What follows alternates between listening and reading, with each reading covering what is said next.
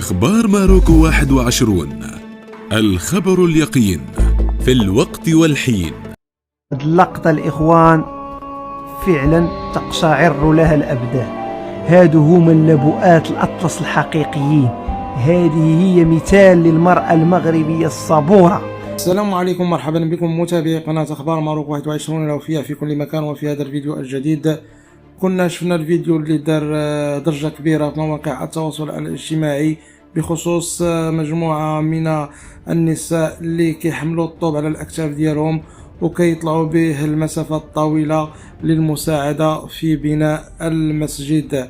بالنسبة لهذا الفيديو اللي أشادت به الهيئة الديمقراطية المغربية لحقوق الإنسان بمقطع فيديو وثق المشاركة ديال هذه النساء في منطقة نائية، وذلك بحمل الحجارة فوق الظهور ديالهم لمسافات طويلة.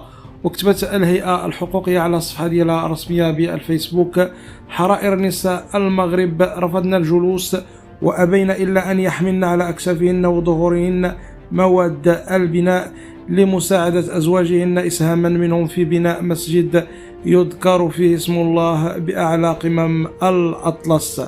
وأضافت: تحية للمرأة المغربية الحرة، بأمثالهن يفتخر المغرب.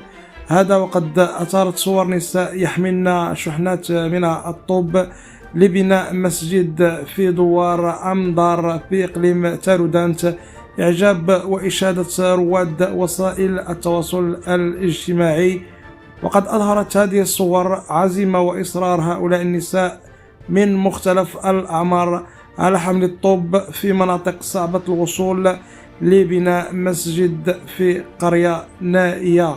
بالنسبة لهذه النساء فهم نساء أحرار اللي يمكن نقول عليهم لبؤات الأطلس في الجبال الوعرة، وكيساهموا بشكل كبير في بناء هذا المسجد.